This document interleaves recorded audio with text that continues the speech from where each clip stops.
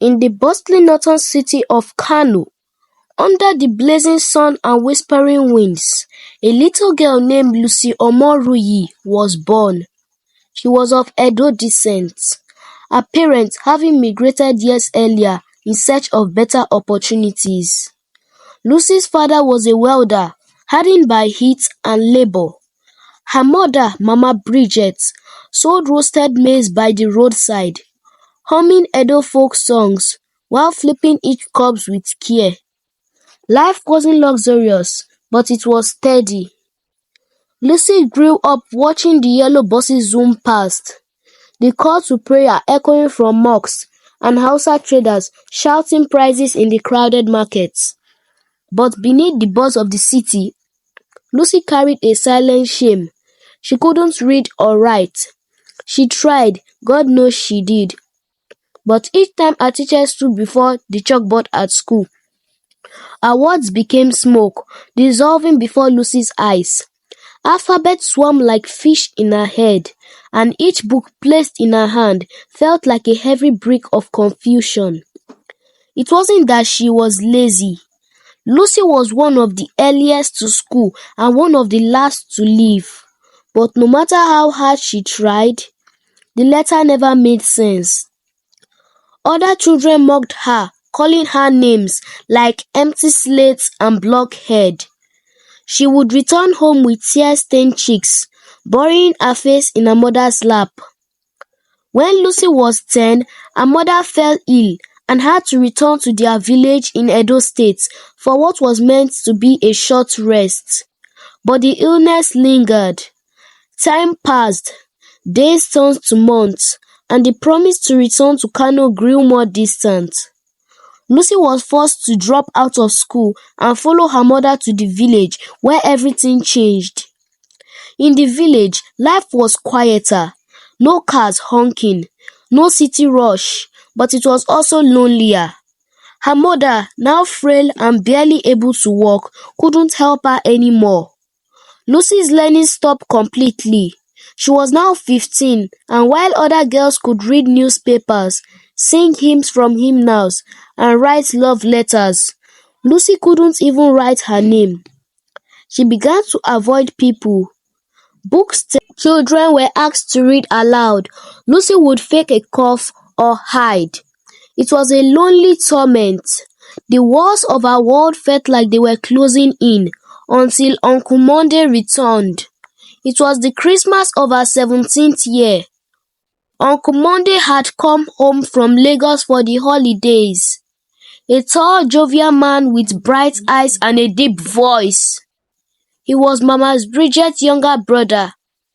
He brought gifts, rice, sardines, clothes, and his presence alone brought laughter to the compound.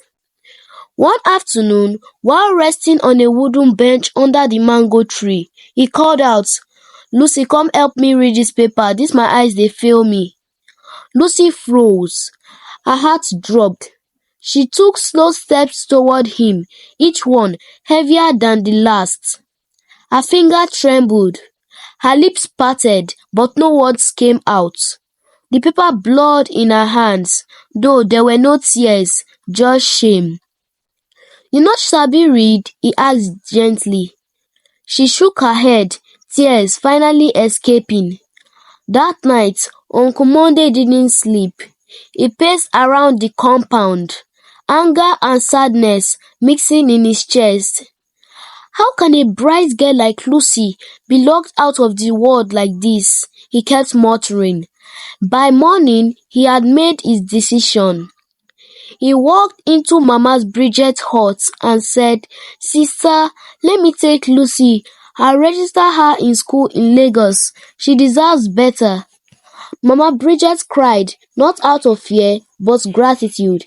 "Take her. Save her future." And so, Lucy left the village with one nylon bag and a heart full of fear and hope.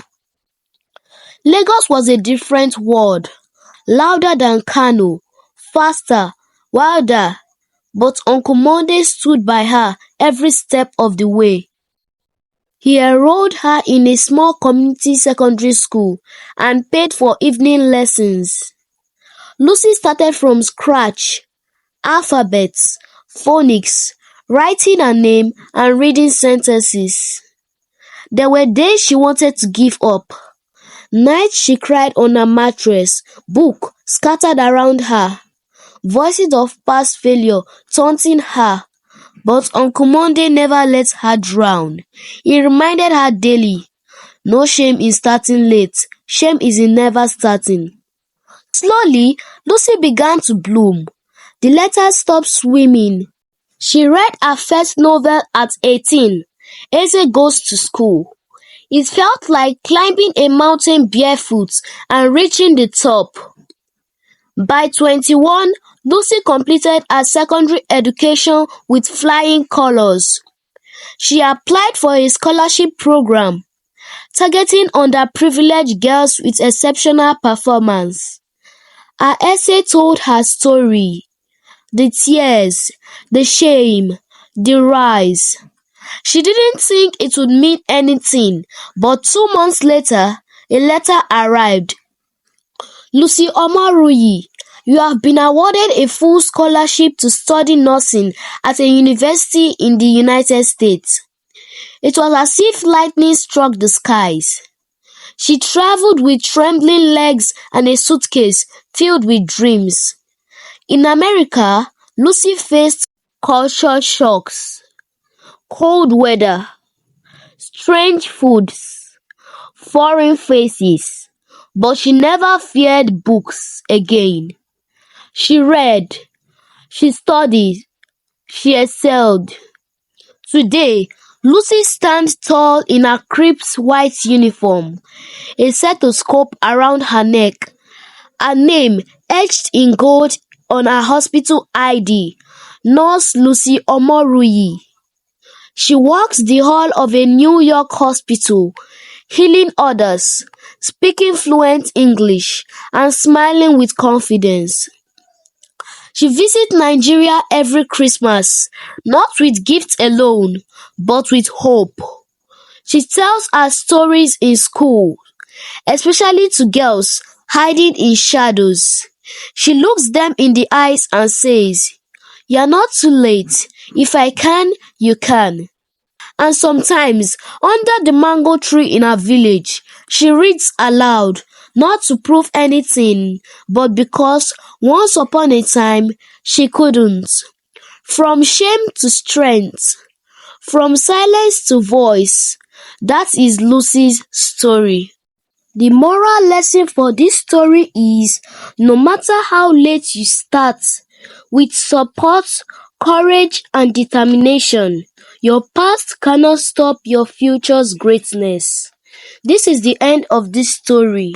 If you enjoyed it, give us a thumbs up and share with your friends. Subscribe and hit the bell for updates.